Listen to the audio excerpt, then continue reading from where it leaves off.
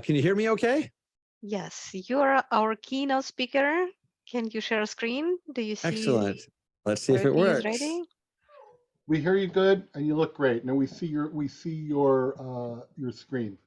Welcome. Excellent, excellent, excellent, We excellent. need few words to introduce you. Oh, I need to say something? I don't need to interrupt your screen sharing to introduce you. Please do yourself. Yeah, so I'm Kalev Leetaru. So I'm a GDE. I'm the creator of the GDELT project. So the GDELT project, which I'll talk about in a second, is essentially a massive open data catalog of global society, spanning sort of global events, narratives, crossing all modalities, text, imagery, audio, and video, and all powered within GCP. Using everything from compute engine to translate API on out. So it actually lives entirely on compute engine, leveraging cloud storage, leveraging all of the various APIs, translate, video, image, or cloud vision, cloud speech to text, cloud NLP, some of the newer ones like cloud time series API, cloud or time series insights API, sorry. Cloud inference API, and then as sort of this central nexus of all that, BigQuery, which allows us to sort of transform all of this. And that's actually one of the interesting things as I go through this talk, is to think about when we talk about massive amounts of data. So GDELT today is over 8 trillion data points. And when we think about these very large data sets, and we think about annotations, we think about like AI today, for example. Typically, like when we run a video through something like Cloud Video, what you get back is this enormous JSON file annotating that video at a frame level. What you want is actual insights, answers about that video. And again, those answers depend on what you want. If you're doing visual search, if you want to understand sort of the temporal or spatial trends of a video. But that's kind of that magic piece today, where we have really, really good tools that allow us to, to kind of, essentially, we have really, really good tools that allow us to essentially understand, essentially to annotate material. But the real question is, how do we, essentially, how do we go from petabytes of JSON down to those actual insights? And that's a lot what I'm going to talk about today. So this image you see here, this is actually a real image. So this is, it's actually kind of neat because this is not CG. This is actually something, NOAA's Science on a Sphere. It's a large acrylic sphere. They hang it from the ceiling and they basically project it from all sides. You know, this beautiful kind of essentially sphere of basically of society. This is actually one of my data sets on it. And this really kind of summarizes the focus of my work, which is really about how do we leverage massive computing power, the power of the cloud to really sort of understand human society. And it really starts with news. Again, social media is out there, and I'll come back to social media in a little bit. But really the idea is, how do we take the world's information across all modalities of news and process that using massive computing power so that we can go, because you think about news is really, and it's kind of the most powerful application of AI, because news is designed for human consumption. So much of the data that we apply AI to was designed for machine consumption, and we want to pull patterns out of it. News is sort of the worst case pathology there. You have text is very, especially news text, tends to be very poetic and sort of these wonderful little flourishes to it. In news writing, you never get to the point. You want to kind of draw the reader down and use these wonderful rhetorical flourishes. So it really resists processing as strongly as it can. And of course, you never use the same formulation twice. If you have to say, if you have to keep referencing something throughout the text, you want to mention it each time differently. So co-referencing becomes really complex. Imagery, of course, so much of news is imagery, video, and spoken word. And, that's a huge deal. And news is global. And one of the biggest things is our focus is global. And actually, one of the things I'll come back to a little bit is language detection. One of the biggest challenges actually with text when you're looking at news globally. So language detection today, so Google just actually put out a paper, I think it was 4,000 or 6,000 languages that they showed a detector for long tail languages. But they note that really for a big portion of that, it's really hit or miss. That really, today, if you're using, sort of the state of the art production detectors today, once you pass about 80 languages, the quality of the detection really goes down, especially for these very, very similar languages that have similar heritage. And then when you pass about 150 languages, it's kind of game over. And so that's been a big challenge. We're actually rolling out very soon 400 language detection because you don't really think about these things. We think about, well, language detection, isn't that a solved issue with all these incredible neural tools that we have out there? But we kind of forget about the fact that you need data to train these things. And I'll come back in an example in a little bit on speech recognition that I think will really, really wow you. But again, it's this idea of how do we transform all this material designed for human consumption into something like this, into something that machines can understand, they can visualize. So this is actually a visualization of human name co-occurrence across global news in 2014 or 2013. And of course, you can drill into this. This is a more modern version of it, where we actually ran a selection of news out of what do you call it? The NLP API, and then looked at co-occurrences. So you can actually start inducing interesting questions from that. Now, of course, if you think about this, it all begins with news. And so this map shows all the locations GDALT acquires news from and about. Pretty much it correlates with human society. But what's so fascinating about this is this map. So, typically you think about these are the type of maps we look at. This is the more interesting map. And the reason that this map is so interesting is this is basically, so GDALT monitors up to now, soon it'll be 400 languages. Up to now, we monitor 150 languages. We translate historically 65 of those languages. Soon 100 of those will be translated in real time. Now, what the interesting story here is, rewind the clock to the 2014 Ebola outbreak. Now, it turns out in the postmortem of that, we discovered we had actually picked up the earliest of glimmers of that through a broadcast partner, but it was in French. And at the time period, we were only translating a tiny amount of material.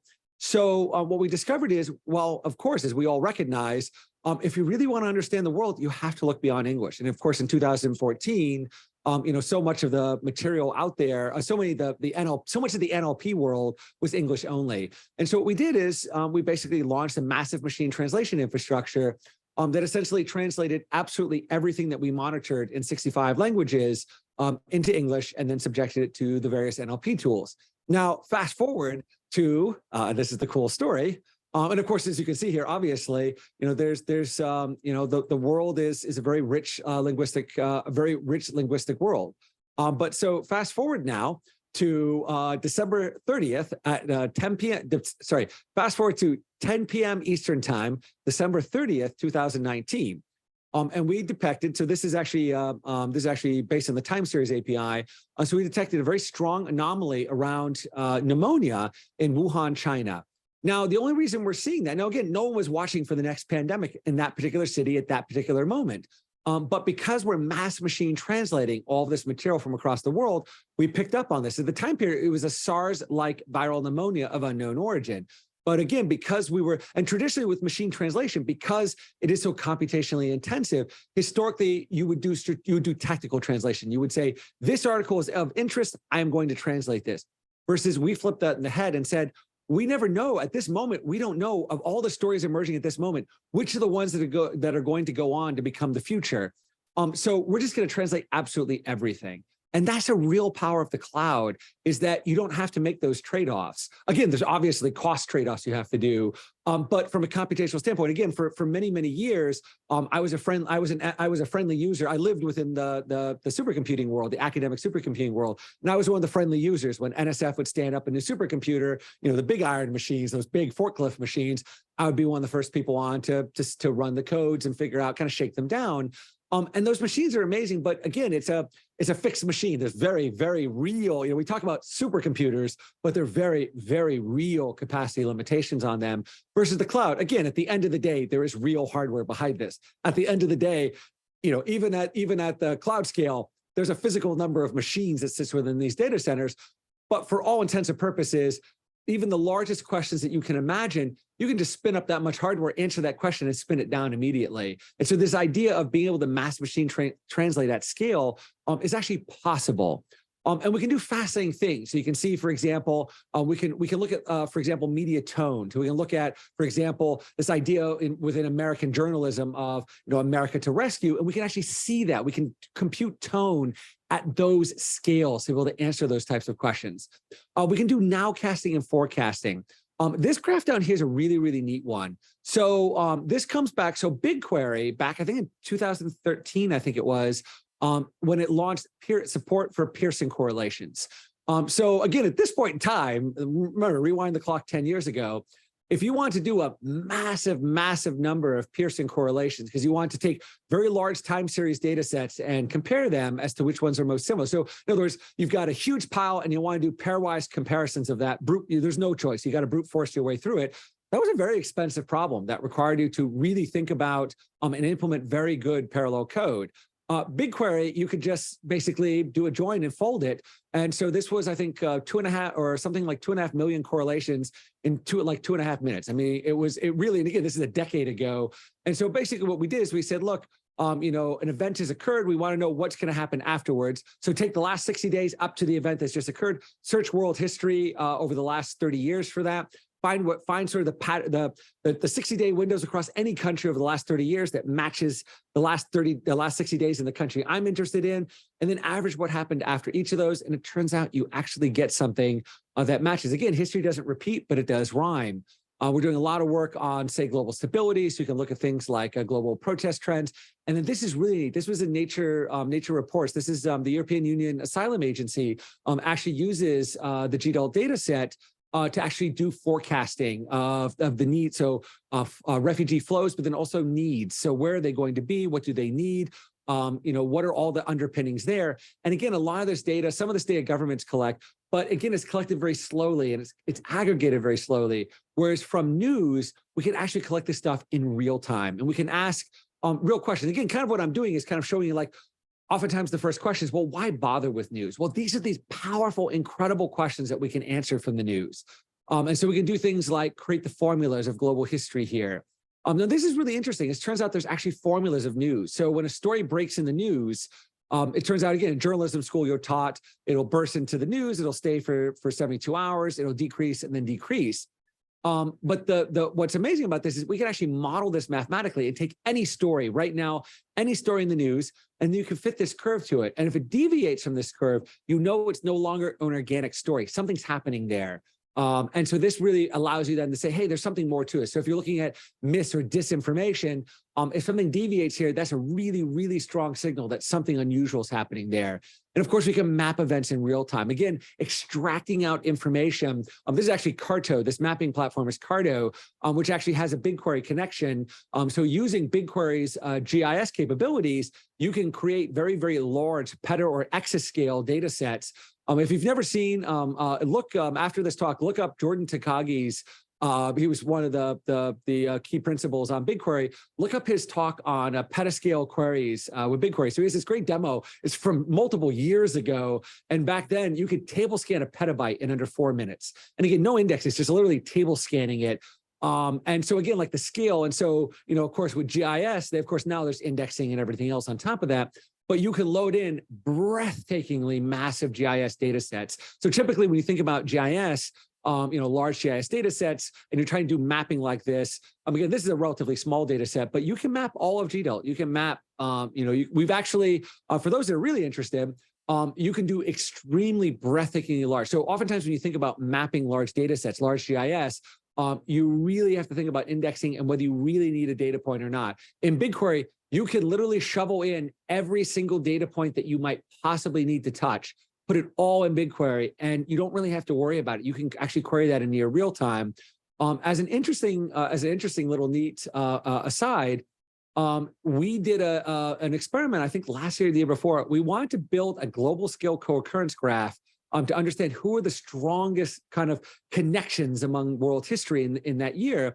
So we took our entire entity data set and folded it. So basically we took every article, extracted out all the entities, and then basically, drew a co-occurrence graph. So if Google and Google and Alphabet are mentioned together in an article, we'll connect those two and say those appeared in an article together. And so by doing that at scale then, so scale that up, the final graph was more than 1 trillion edges. So this is one block of SQL. So literally took a block of SQL and included UDF. So it included a helper function in JavaScript, again, running entirely in BigQuery. So imagine a block of SQL in BigQuery with a UDF, a JavaScript UDF that sat there to actually do the folding to make it more efficient. That ran in just under 6 hours and folded it, constructed a 1 trillion edge graph in BigQuery, folded it, and then extracted out the strongest edges, and then output that as a dot file as a Gephi file that we're able to then load into Gephi and visualize. So again, one of the things about the cloud is we don't really have to think about those scalability questions anymore. Again, there's obviously, at the end of the day, things are infinite, there is not truly infinite, but pretty much, it's amazing to me as someone who used to build these large graphs on the large supers. I used to use the very large shared memory supers.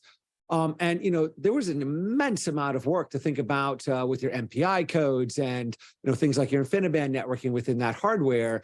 And again, obviously, if you wrote high optimized code, yes, you could definitely do it in way under 6 hours that it took BigQuery. But the point remains that was a what if. That was do you actually, and that's a perfect example. That project started from, I wonder if there'd be something interesting in that. And those I wonder questions are those things where you really can't necessarily justify spending weeks and weeks writing custom code to ask a question that you have no idea if the answer will be at all interesting. With BigQuery, you can just go ahead and ask that question and get an answer. And then if you say, wow, this is huge, this is something I want to repeat on a regular basis, you can then ask that question of, is this optimized for BigQuery? Is there a way of making it faster? Or because BigQuery is so tightly integrated to all the other tools, you might instead say, hey, you know what? I can write this as a BQML function and run that inside of BigQuery. I can feed this I can use BigQuery, which everything I do is based on BigQuery, use BigQuery to extract out a large chunk, take the large data set, extract out a targeted chunk and do an analysis on that. So again, as I always say, like with the cloud, you never need to think small. With the cloud, you can ask, if you say, I wonder, you can ask those questions there. And this is a really interesting thing of these types of questions that we can do, where we can ask these global questions. So this is an amazing grad student that want to ask portrayals of refugees around the news. And what's fascinating about this is you can then ask, so for example, you say refugees are, and then you look at the next word. So you have this ring, and then the word that follows that, and you have the next ring and the next ring. This is a really powerful way of being able to ask a narrative question. Like, what is the narrative that goes around this?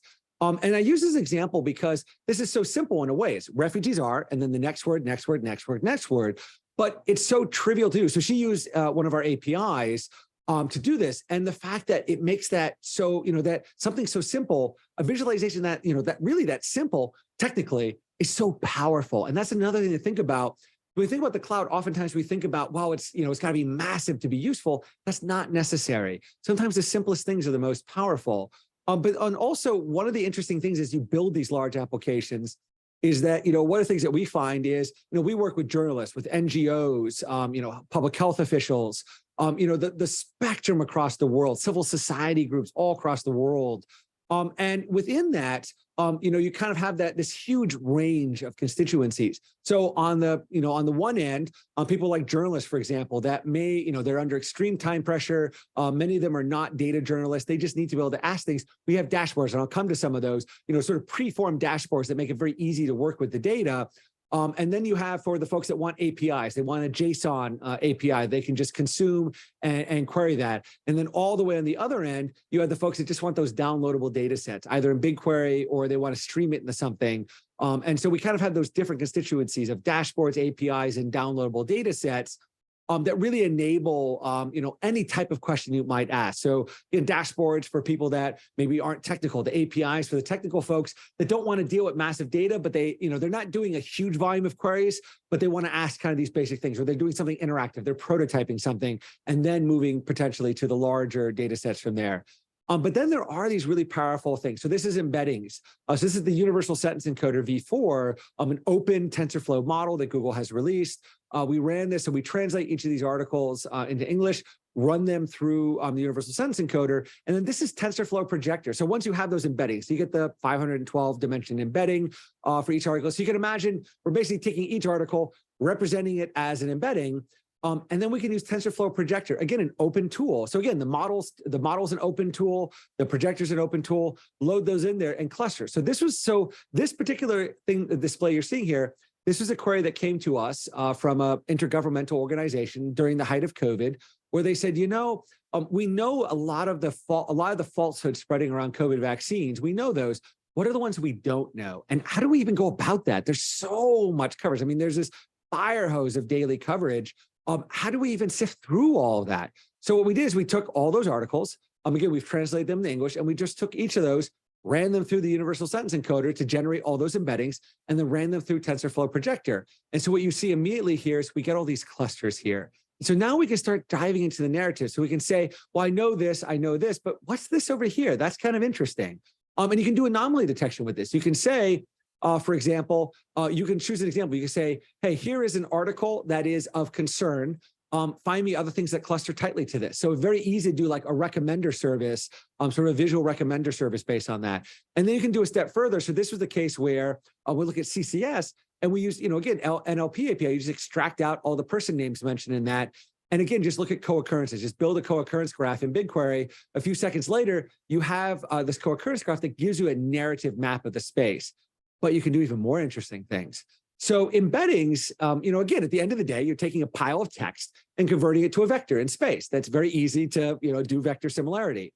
So we asked, could you fact check television news? Now, again, the holy grail, obviously, the Google Brain types of holy grail would be a machine that actually understands things. We're not nearly there yet.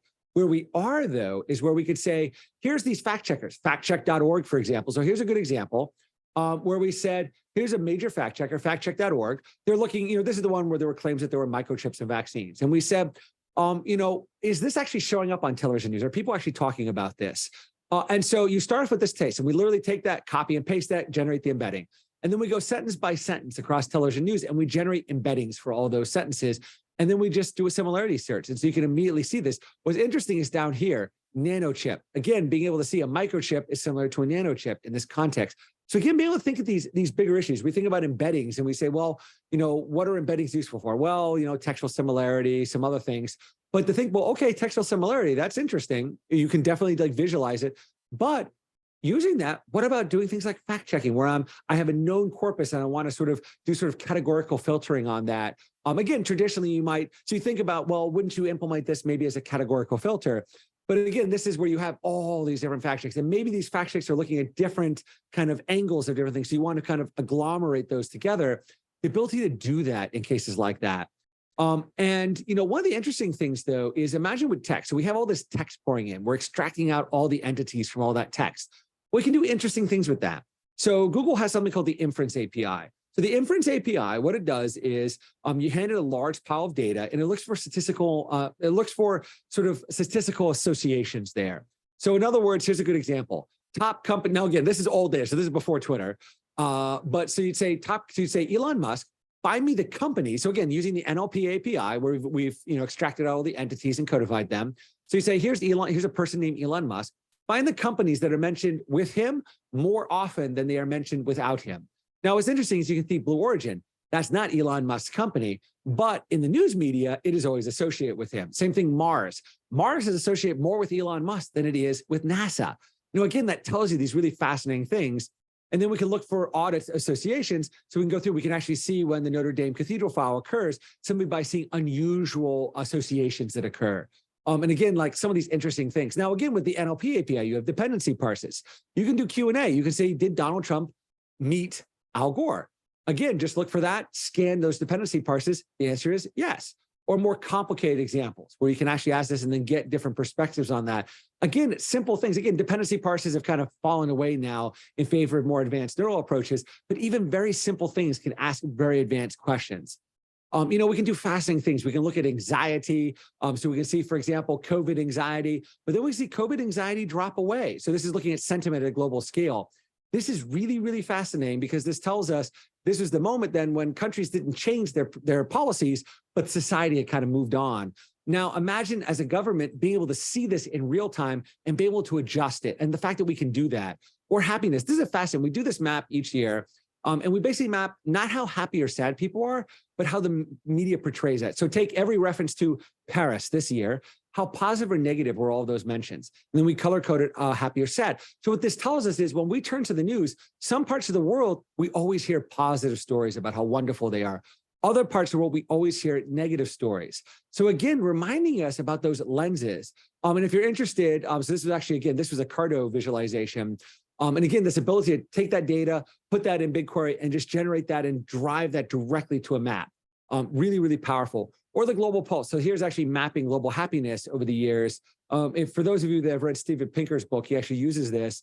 And you can see this sharp plunge towards negativity here. There's kind of the rise of web news. And so kind of looking at that early era of, kind of as the world had the news outlets around the world had to compete with each other, what that means.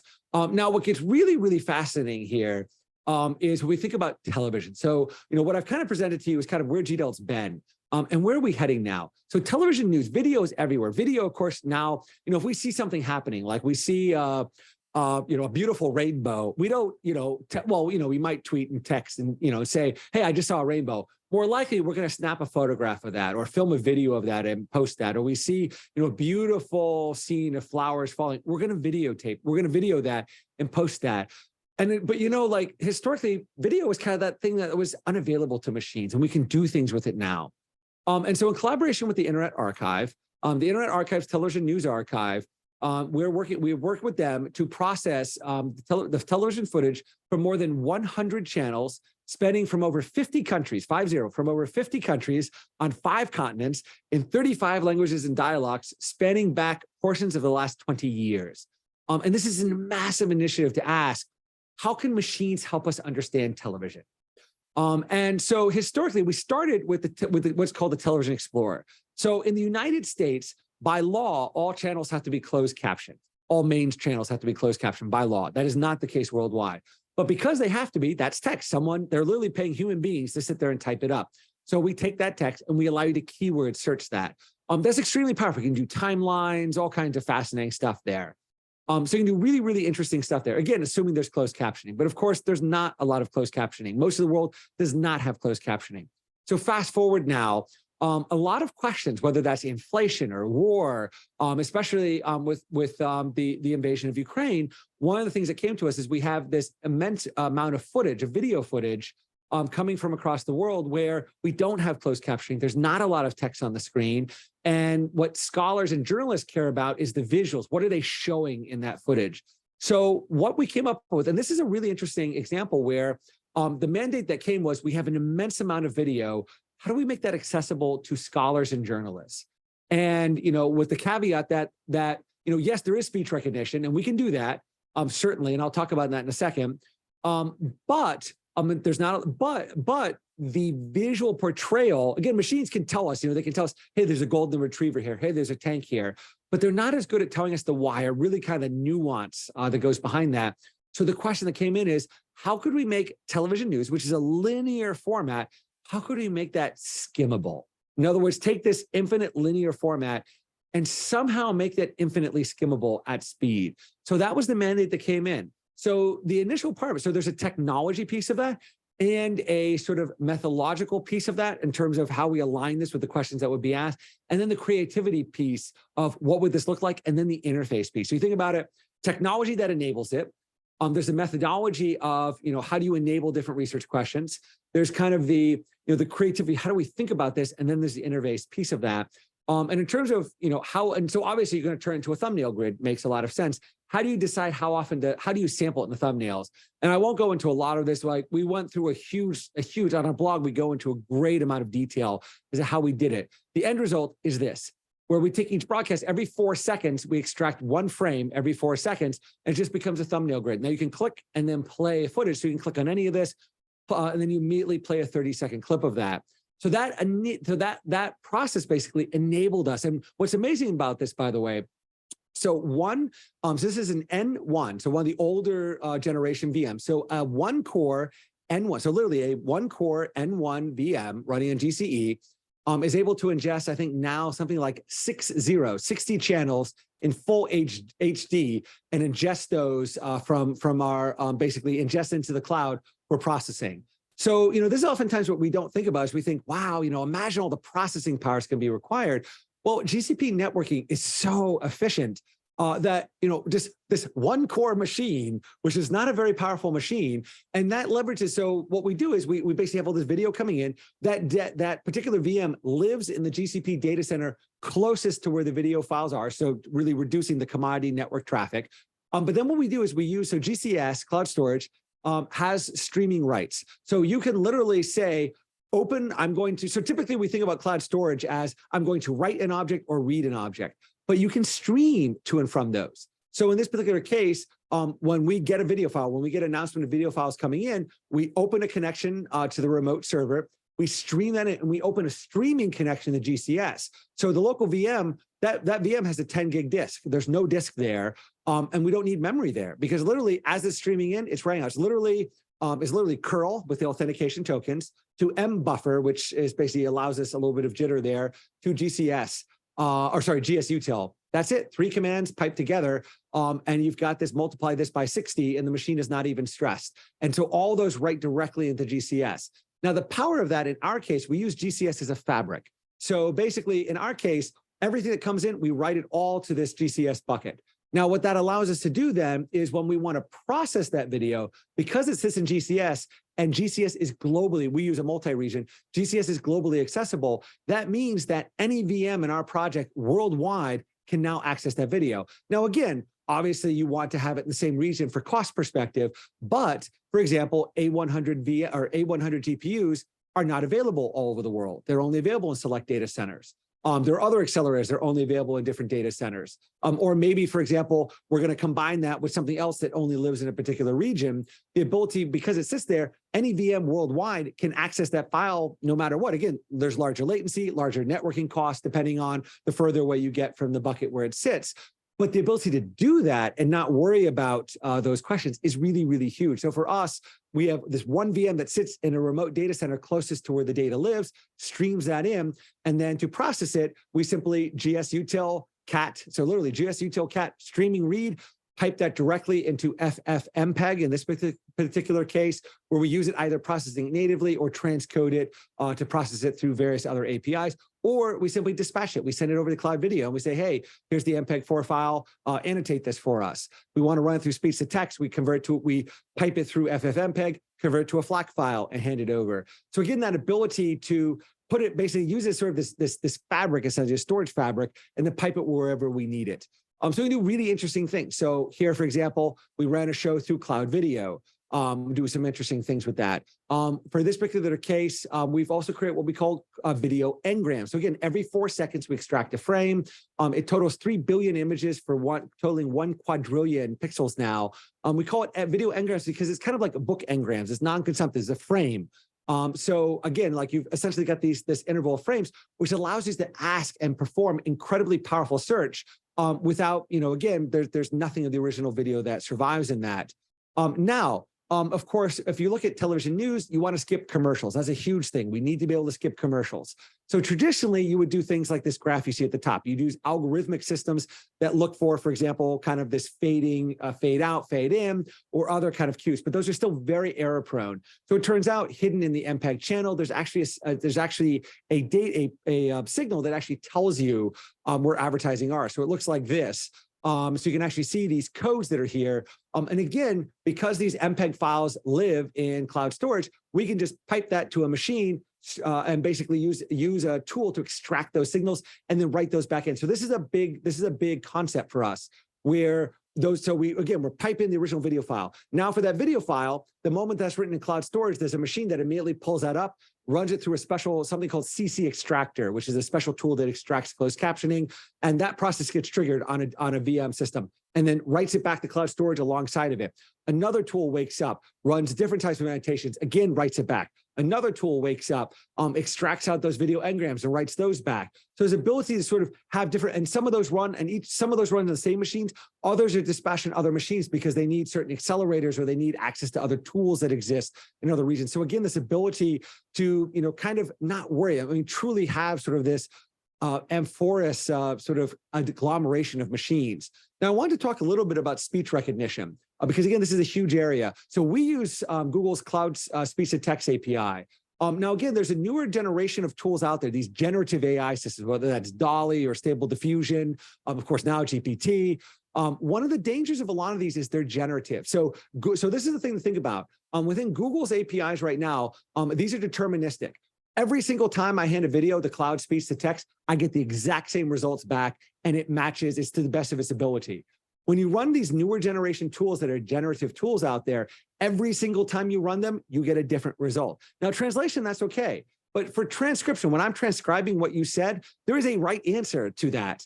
There is no, there's not like there's multiple right answers. There is one right answer, and that should never change. No matter how, no matter how close you get to that, that should never change run by run. Up to 80% difference every time you run it.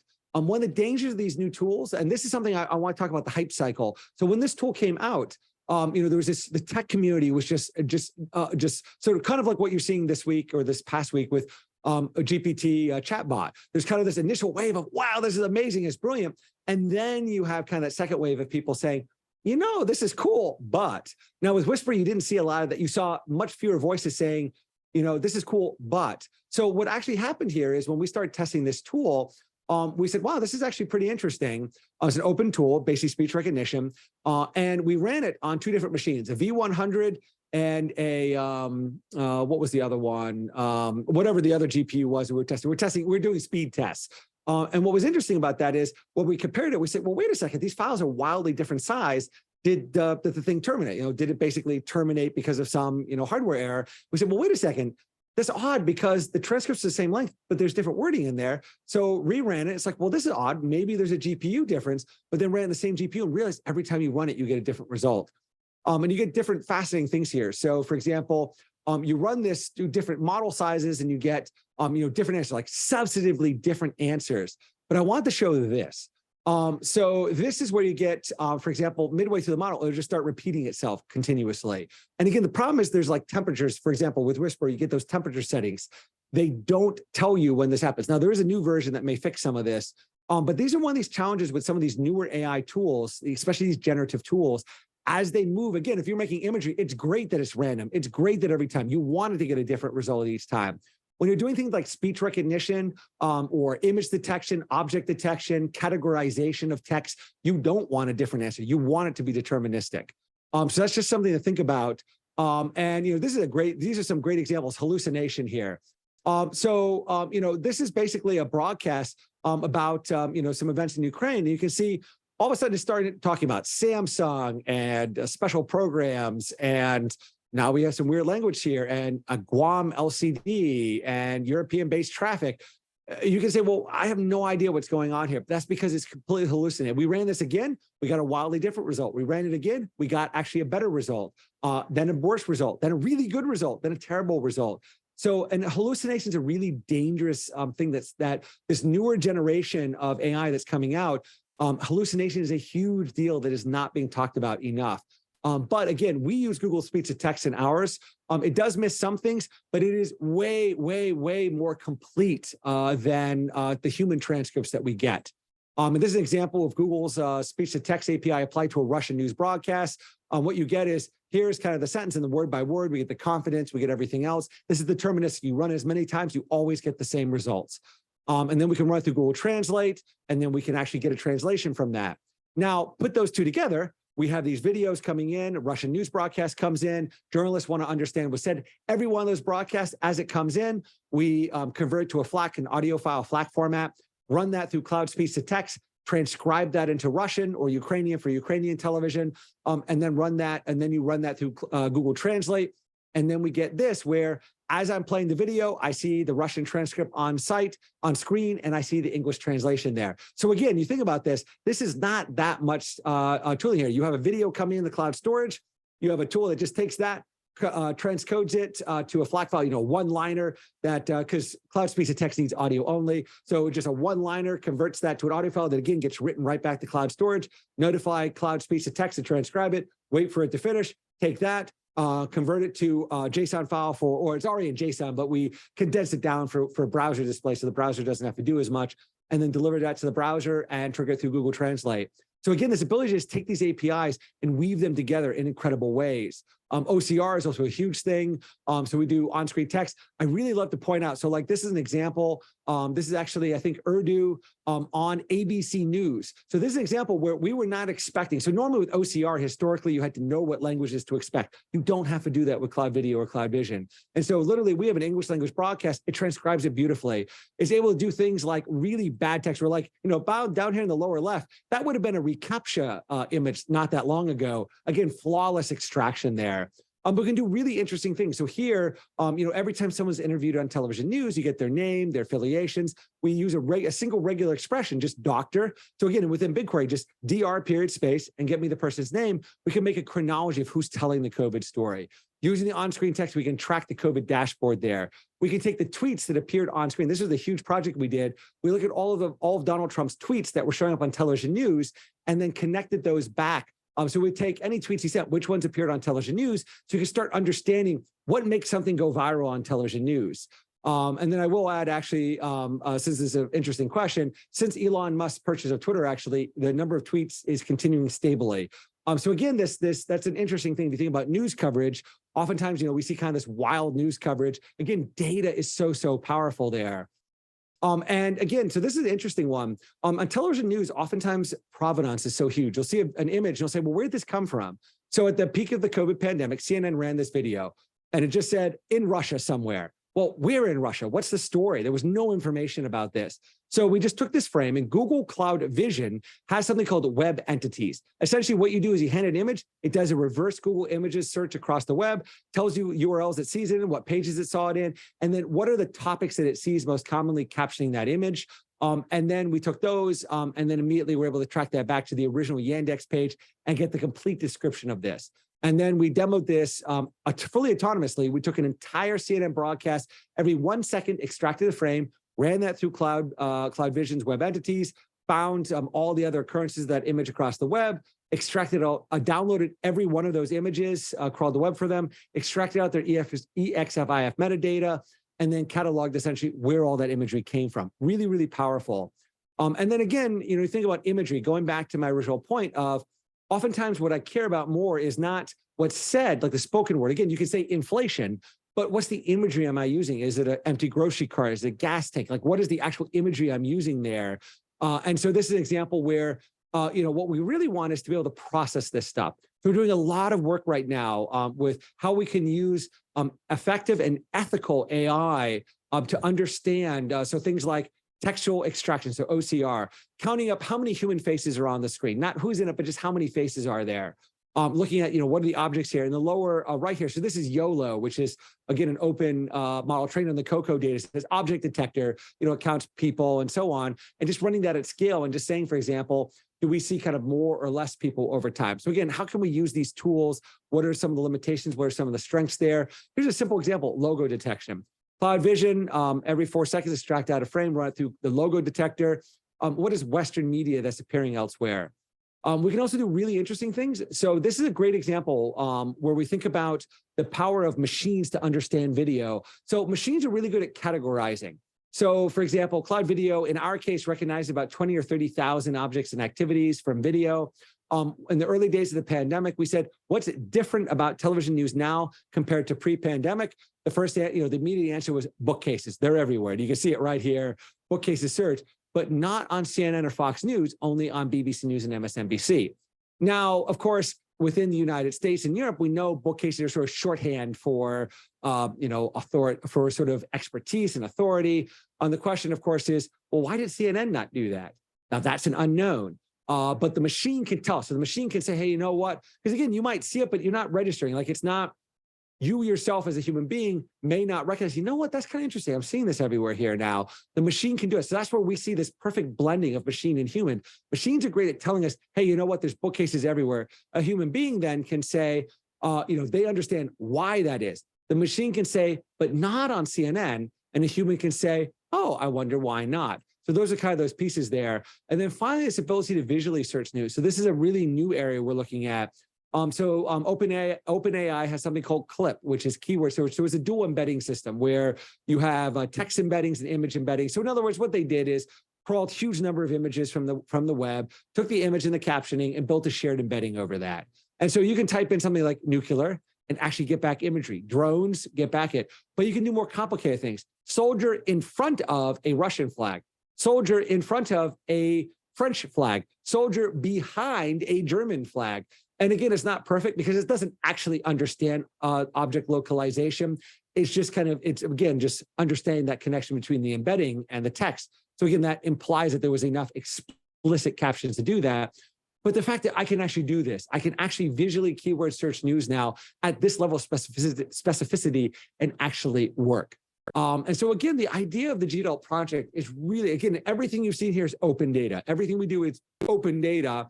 We monitor online news in over 400 languages now, television news and imagery from all those articles, audio in collaboration with the Internet Archive, and television news in collaboration with the Internet Archive. And again, basically leveraging all these different tools and generating all these open annotation data sets that really allow us to understand the world around us. And again, all of this is open data. If you go to gdaltproject.org, so you just go to it, you'll be able to see our blog. Go to the blog. That's kind of the best source for everything. You can see all the different data sets there. And so it's an enormous agglomeration of things. If you're just getting started, use the downloadable data sets. It's kind of the best way to get started. Basically you can kind of just toy, or the APIs if you're really just kind of putting, your toe in the water there. So everything you see here is open data. It's all available, and we're really excited to see what you're able to do with it. So I know I've covered a huge amount of ground really, really fast, but hopefully this was interesting and inspired you all. Fantastic. Yeah, that was stunning. Thank you. I know there are some computer science teachers watching us, wondering about how their students can use it. And please unmute yourself. Yes. Please unmute yourself. Hey, teachers. Hey, Computer Science Teachers Association, Hudson Valley. I know you have a group watching. If you have any specific questions, but yes, how to get the access? Yes. So the biggest thing for computer science teachers, these are things we love. So depending on the expertise of the students, depending on what they're after, the blog is a really good place. If you're just starting off, so BigQuery, again, these data sets are so massive that you will exceed your free monthly quota with BigQuery. So, if you're just kind of starting out, use the downloadable data sets for that. And one of the things that you can start off with is, let's say that you have students that are interested in what does the state of the art of video AI look like? For the most advanced AI tools that are out there for video, what does that even look like? So for each of these videos, we run them through Cloud Video. So that's Google's video analysis tool. And we make the raw JSON output of that API available for download. So you can go through on our blog, you can actually take a broadcast, download the underlying video file the underlying annotation file from Cloud Video, and you can get this massive JSON file, frame by frame annotation. So if you have students that are more on the advanced stage that want to understand, what does this type of annotation look like, that exists. At the very advanced stage, we have step-by-step tutorials for things like YOLO. So YOLO is that open source object detector. We have a step-by-step tutorial that shows, here's a television news broadcast, here's to download those frames, those every 4-second frame, and then step-by-step, here's how to spin up a VM and run YOLO through it. Or Cloud Vision, let's say you want to run it through Cloud Vision. Here's step-by-step, the configuration, the queries, everything step-by-step. It assumes that you're not at all familiar with it and kind of walks you through the whole process. So those can be great kind of tutorials of what does object detection look like? What does speech recognition look like? What does image detection look like? All the way through things like the Ngrams data sets. So we have Ngrams data set. If you want to do textual analysis, we have a step-by-step tutorial. So you could download these like an Ngram. So you could just go through, download 10 minutes of Ngram files, So a relatively small data set in JSON, and then demo how you can bring that into, say, R and run that through a different tool, or maybe something more advanced like Python Spacey, a good example of that. We've got some great demos that show how you can do that, run that through Spacey and do entity detection on real world data, and then maybe run some statistical analysis on top of that. So we have a ton of these data sets. Again, start with the downloadable data sets. And start with kind of the small scale, little test. Go through the blog, basically. The blog, we've got lots and lots of tutorials on the blog. And usually what we do is we have sort of two classes. One are small things of, here's one television broadcast you can do at home. Also, look on our blog for the collabs. So this is a big thing that's a great point. For teachers, we have 2 collabs now that we've started. So collabs, that's the IPython notebook from Google. If you look for a collab, just search the blog for collab, you'll see one for speech recognition and one we've just done on the images. So that textual search I showed at the end, where I keyword searched video using clip, we have an IPython notebook, a collab for that. You download that, spin up completely free. You basically just spit up, you don't need a VM. You literally, it's an IPython notebook, and you just run the code, and we show how you can download one of our data sets and run it right into that. So that's a great kind of example there. And that's a great one for more advanced students. But even, for less advanced, depending on the grade level of the student and their kind of their comfort and familiarity with AI, you could also do simpler ones. You could do simpler examples with that, or just use it as an example of, here's what it looks like. It's actually not that scary. These things have been really, again, if you want to do cutting edge research, yes, it's scary and requires a lot of hardware. But if you just want to download one of these models and apply them, they've been so well wrapped now that, literally it's a couple of lines of code now. Like a lot of those demos that we did, it's maybe 10 or 20 lines of code to deploy a model of that sophistication. So again, it kind of demystifies and de-frightens basically the space there. That's terrific. We want to open it up. Who else has questions? Feel free to unmute yourself and ask, or put it in the chat, and we'll ask for you. And I see thank you from Computer Science Teachers Association. Meet Hassanwali. Thank you for And watching. also I'll add too, on our blog, we talk about, again, the blog covers a huge amount of ground. So you'll see a mix mash of everything in there. But if you look through, there's a lot of good examples, like the big core examples. Some of those are things that are not necessarily tractable to do at home, but they showcase what's possible. So you can see, I can actually construct a 1 trillion edge graph in SQL. So let's say you're teaching a databases course. Now that query will far exceed your free monthly quota. So it's not something that an instructor might want to do at home, but they can use that SQL block that we have there and walk through it with their databases class. What is this doing? Why are they combining, why did they do this and that join instead of this? So there's a lot of those kinds of, things that can be done there. And a lot of these thought pieces. So we do a lot of behind the scenes things of, how do we do a certain thing? We did a piece recently about VPCs. So those are the virtual private networking within Google, and how you can kind of do like cybersecurity, obviously a huge deal these days. What are some trivial steps? So Google, for example, has this ability to do it's actually really neat, like Bastion host, where you're basically doing like these secure sort of tunneling of SSH, but it's all magic. You don't have to run any of it. It's all handled. You just basically check one box, and magically you can wall off your entire project and have all of your SSH connections pre-authenticated by Google. And you can do a lot of shielding and other things just with a single mouse click. But then we also have like these thought pieces. If you look for Whisper, or just look for OpenAI on our blog, we have a combination of code samples, but then deep thought pieces of what does it mean, for example, to have things like a hallucination in an AI. Like these are things that, like the concept of hallucination is something that is not a common concept that you see talk, again, within the AI community is huge, but it's not something like news coverage of an AI model like Whisper. It doesn't talk about these terms. They just say, wow, what they'll say is it gets things wrong, but it's really amazing. What we dive into, so like a computer science teacher could go through keyword search our blog for OpenAI, and then you can see all of our examples. One of our blog posts, we ran for each video, we ran it multiple times through Whisper, and then actually did a cross diff and showed you how it differed every single time. So that's a great example to show the students and say, well, look at this. We ran it 5 times. 80% of it differs between those runs. So this is kind of interesting. What does it mean to have generative? So that can then be a launching off point to talk about, generative adversarial networks and how they work and what they mean.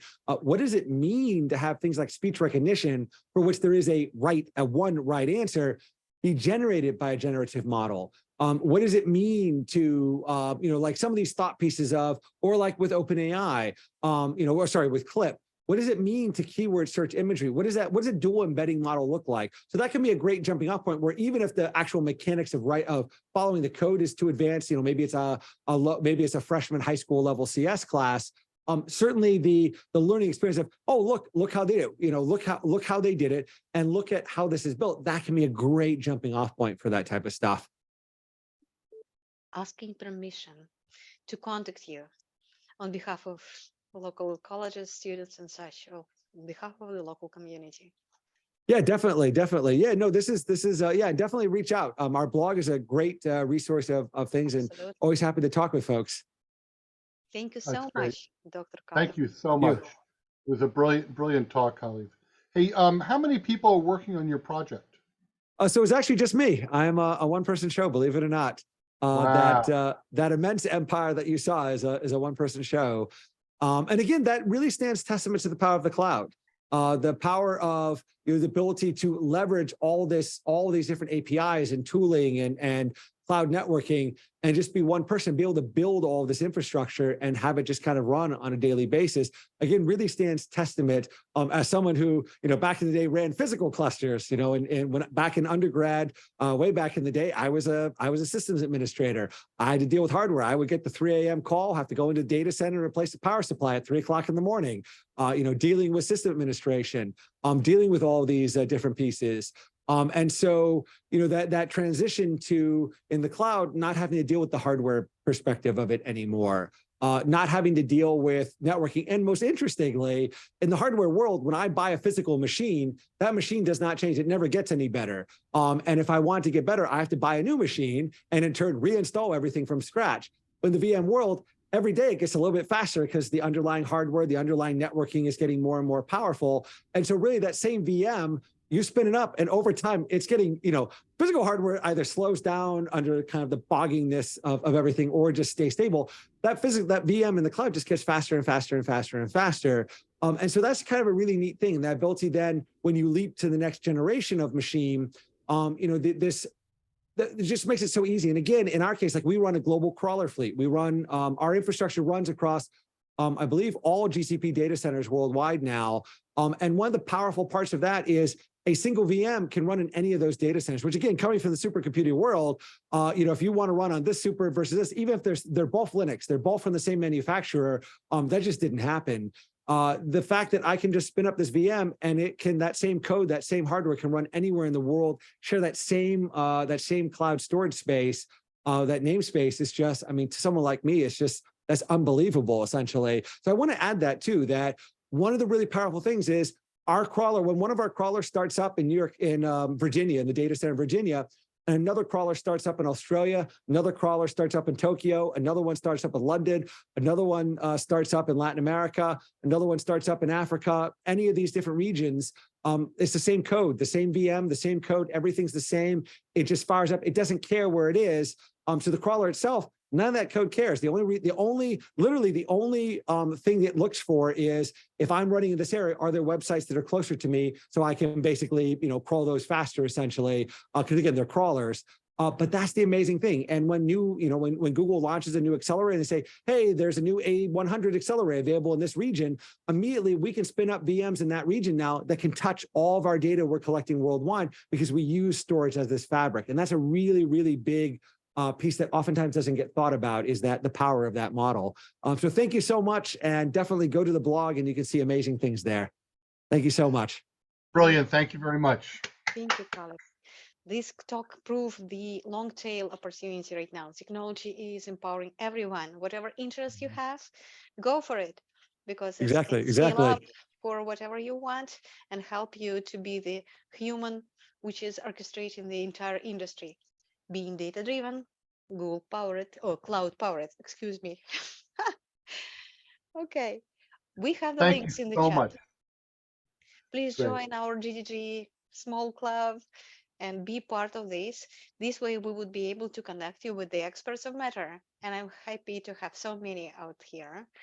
So I'm wondering, it's We're gonna, 6:01 so right it's 6 now. o'clock. We're gonna take a 5-minute break just to give everyone a chance to breathe, take care of any biological things you want to take care of. Let some liquid in, let some liquid out, whatever it may be. And we're gonna come back at let's come back at 6:06, and we'll hear from Nav Singh, who's in the house. Welcome, Nav. I'll play some music while we're waiting, and we'll be back.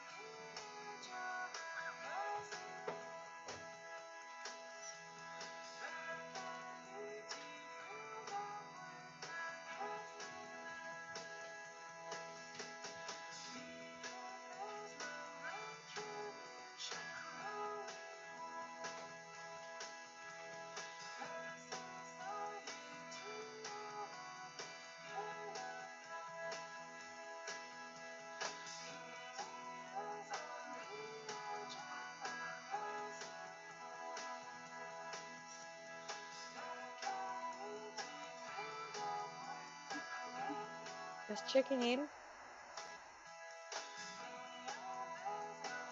Do we have Nav here? I believe so.